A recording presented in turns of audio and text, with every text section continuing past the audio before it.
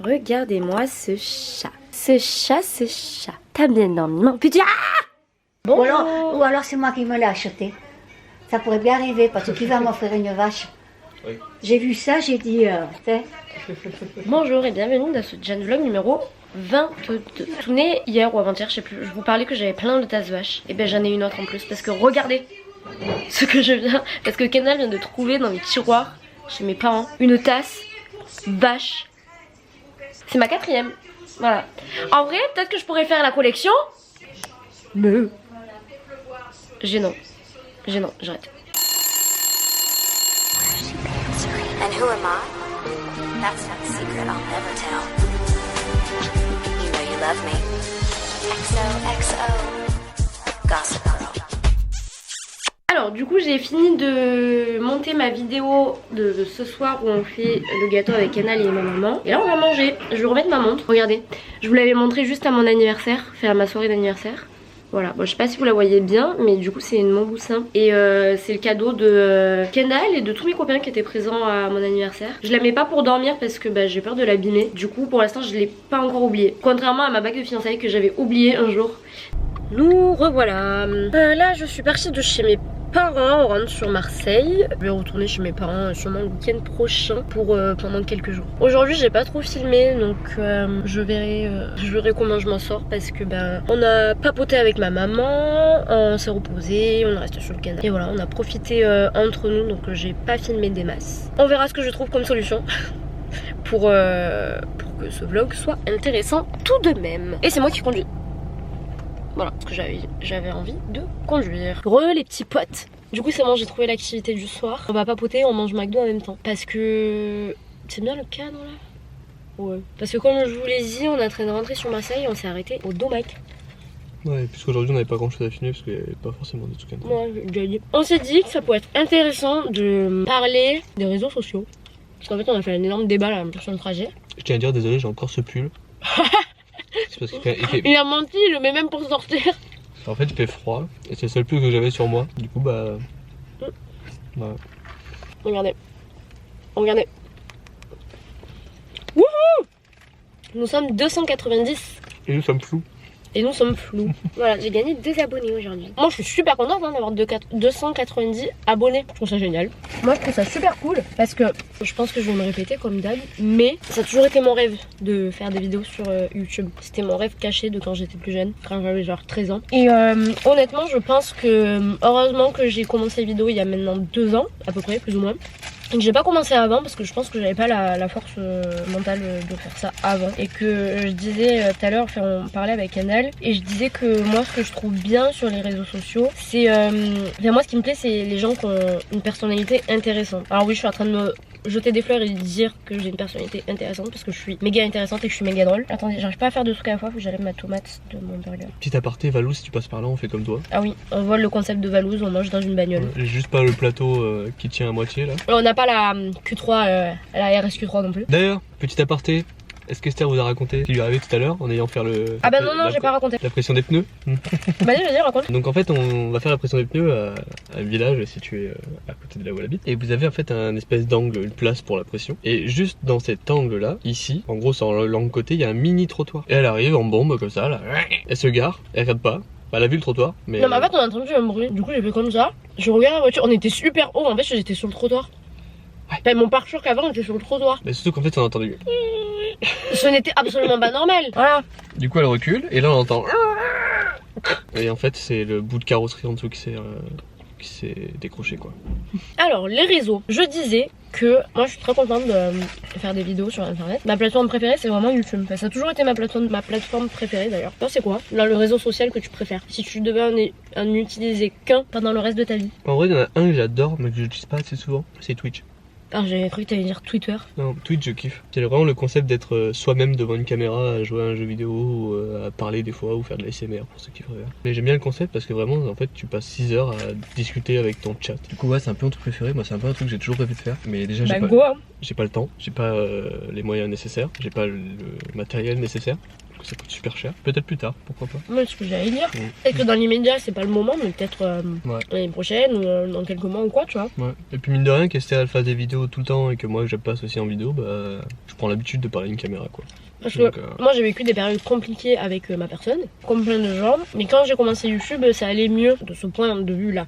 Donc c'est pour ça que je disais que je pense que j'ai bien fait de pas commencer avant, parce que là je suis quand même assez à l'aise dans mes baskets, même si j'ai des petits moments de flottement de temps à autre. Il y a intérêt que tu sois dans tes baskets, quelles baskets toi J'ai eu des problèmes avec la bouffe pendant plusieurs années. Aujourd'hui ça va mieux. Peut-être que j'en parlerai un petit peu plus en détail. Enfin bref, on verra une autre fois, pas maintenant en tout cas. Et en fait, après le truc c'est que j'ai toujours eu la facilité à assumer ma personnalité. Alors j'ai jamais eu honte de qui j'étais, j'ai toujours réussi plus ou moins m'affirmer, j'ai pas honte et j'ai pas peur du regard des gens et tout, j'en ai rien à faire. Du coup ça c'est vrai que ça me facilite la vie. Et par contre de faire des vidéos sur YouTube là depuis 2 ans, ça m'aide vachement mieux à m'exprimer et surtout que moi je fais des études donc je suis en communication là cette année et ben je dois parler à l'oral à peu près 46 fois par semaine et par jour. Et en fait ça m'aide vachement à m'exprimer devant des gens que je connais pas forcément. Du coup ça c'est cool. Enfin je pense que vous avez capté. Moi j'essaie d'être le plus naturel possible sur internet et je prends ça très à cœur. Même si j'ai toujours dit que même si je trouvais que c'est important, même si t'as pas beaucoup d'abonnés, c'est important de... Moi à partir du moment où il y a un truc qui me plaît, je m'investis à 100%. Et si je m'investis pas à 100%, ça veut dire que je suis pas sur la bonne voie et que ça me plaît pas et qu'il faut que je fasse autre chose.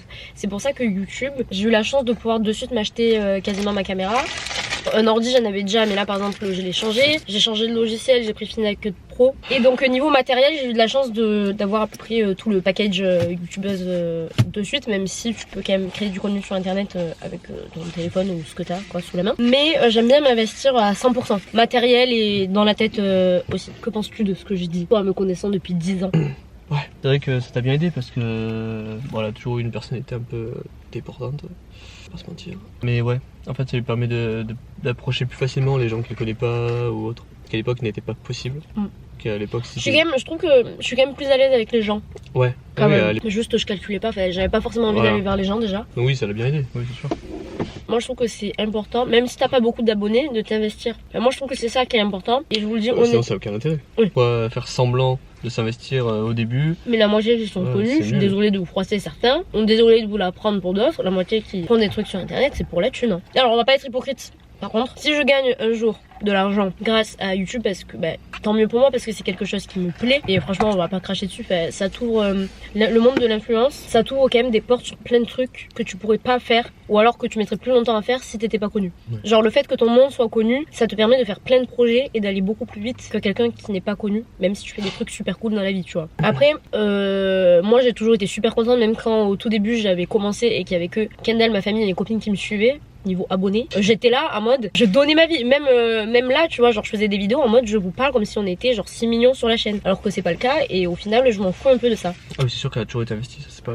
parce que ça me plaît, moi je fais des vidéos sur internet parce que au-delà que raconter ma vie, ça me plaît de ouf, j'adore filmer et j'adore faire du montage vidéo. De toute manière on aura plein d'autres occasions de parler de ça. En fait moi YouTube, c'est vrai que maintenant c'est un métier d'être youtubeur. Enfin, moi je dis tout le temps youtubeur et pas forcément influenceuse parce que Instagram je m'en fous un peu, c'est un réseau social que j'aime beaucoup. Les gens que tu retrouves sur Instagram, moi je m'y retrouve pas du tout. Instagram je trouve que c'est beaucoup plus superficiel. Bon, après si vous allez sur mon Insta vous retrouvez ma même tête que je me montre sur YouTube, je m'en fous. Genre sur Instagram, sur tous mes réseaux sociaux, j'essaie de rester dans l'état d'esprit en mode si ce que je fais ça me plaît, notamment sur Instagram je mets plus de photos que de vidéos. Si je me trouve belle sur la photo, je la poste et j'en ai rien à foutre, je la retouche pas. Et si je la trouve cool, je la poste et puis je m'en fous tu vois. Le problème d'Insta en fait, c'est que les gens veulent toujours montrer des choses que les autres ne font pas. Par exemple se montrer, je sais pas, au bord de la plage à Bali, des trucs en soi que tu fais dans la vie de tous les jours. Après je pense que c'est juste ça, c'est les gens qui montrent ce qu'ils ont envie de montrer. Parce que après forcément peut-être que j'étais rémunérée sur YouTube et que je gagnais de la tunasse de ouf et que j'ai un métier parce que j'ai évidemment pas du tout arrêté mes études pour faire des contenus sur internet.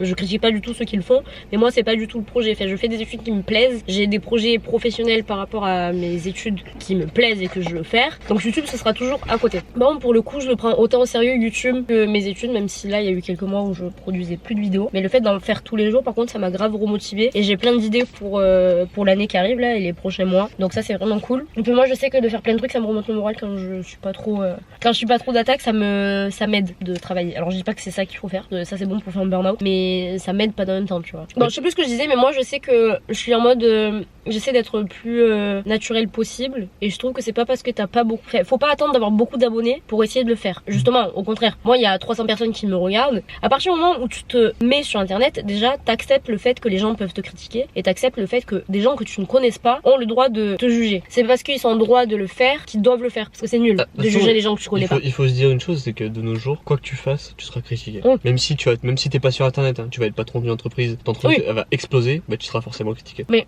c'est toujours pareil, c'est d'autant plus sur internet, parce que internet ouvre vraiment la porte à plein de gens de tout âge confondus qui vont regarder ta tête là, parce que pour eux, qui vont se dire mais qu'est-ce qu'elle a celle-là. Parce que pour eux c'est facile de critiquer derrière un écran. Bah oui, j'ai la capacité pour le coup d'en avoir rien à foutre. Ça a toujours été un peu le cas, de m'en foutre des gens. Alors c'est cool, parce que vraiment je peux... Enfin j'attends rien de personne. Moi tant que ça me plaît, si ça vous plaît pas, j'en ai un peu rien à faire. Bon enfin bref, tout ça pour dire que en vrai chacun est comme il est sur... C'est toi qui choisis en fait, de montrer qui tu veux être sur internet. D'un côté c'est ça qui est bien, parce que t'es pas obligé de tout montrer. Moi je sais que... Bon il y a des trucs que je veux garder perso parce que ça vous regarde pas. J'essaie d'être la plus naturelle possible parce que je veux être votre bonne copine. Et parce que je trouve que c'est important. C'est important de rester soi-même. Oui. Parce que si c'est pour faire genre t'es quelqu'un et que le jour où par exemple tu fais une rencontre abonnée, hein, c'est un truc tout con, bon ça se fait plus trop de nos jours mais... Moi je trouve ça génial de rencontrer ses abonnés. Oui, mais je sais pas pourquoi ça se fait plus les meet-up. Venez on fait un meet-up. Il y a certains youtubeurs qui sont on va dire entre guillemets... youtubeuses aussi hein. Ou youtubeuses, il y en a beaucoup, de toute façon il y en a beaucoup qui se plaignent de leur notoriété. Enfin c'est pas ils se plaignent de leur notoriété mais ils se plaignent des inconvénients en fait. Oui, voilà. Des inconvénients de la Sauf notoriété. que moi je pense vraiment, Angela elle passe beaucoup de temps à parler de ça et je trouve qu'elle a raison. En fait quand tu te mets sur les réseaux, c'est comme je vous disais, tu prends la décision de toi-même de t'afficher aux yeux du grand public. J'avais un bout de frite.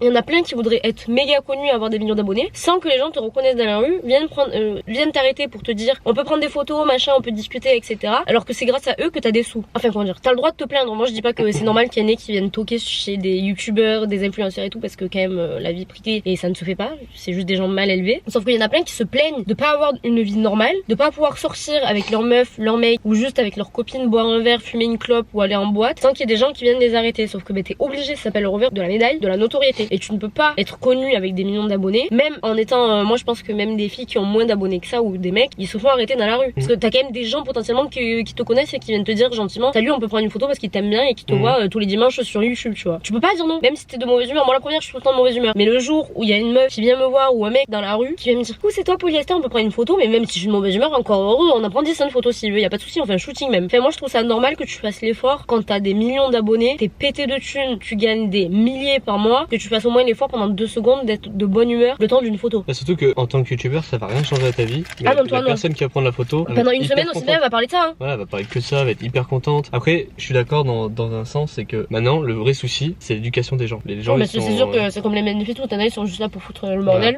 ils en ont rien à foutre de toi. Moi je suis pour créer du contenu sur internet, sinon j'en ferais pas. Je trouve ça génial d'avoir le droit de créer des trucs, mais surtout que je sais que j'ai une personnalité, que je suis une personne créative, c'est pour ça que je fais ces études, c'est pour ça que j'ai plein de projets professionnels qui concordent avec ça, mais c'est pour ça que ça me plaît autant de créer du contenu sur YouTube notamment. Donc ça c'est génial, d'un point de vue créatif c'est trop bien parce que t'as le droit de faire quasi ce que tu veux, j'ai plus de batterie, vite, de faire quasi ce que tu veux, mais évidemment qu'il y a des mauvais côtés et c'est un peu comme dans tous les vrais métiers entre guillemets, même si maintenant de créer du contenu c'est devenu un vrai métier parce que c'est du taf de ouf, et je comprends que quand tu fais ça à plein temps ben ça prend du temps et que c'est un métier, mais forcément ben, t'as des bons côtés, t'as des mauvais côtés, sauf que ben si tu veux être populaire et gagner de la thune et réussir sur les réseaux, t'es obligé de faire avec ce qui est moins bien. C'est la conclusion. Après c'est pour ça qu'en vidéo il faut savoir faire la part des choses en restant soi-même, mais en montrant et en faisant comprendre aussi qu'il y a une barrière à respecter. Oui, on est copains mais tranquille. C'est juste qu'il faut trouver un juste milieu pour vous comme pour moi. Internet c'est pas la vraie vie. Même si moi je me donne la peine de vous montrer mon moi le plus naturel possible, Internet c'est absolument pas la vraie vie. Ayez conscience de ça, vous les jeunes qui me regardez. Puis nous on va vous laisser là parce que j'ai plus de batterie donc ma caméra va s'éteindre. On vous fait des gros bisous et puis on aura le temps de parler de ce genre de choses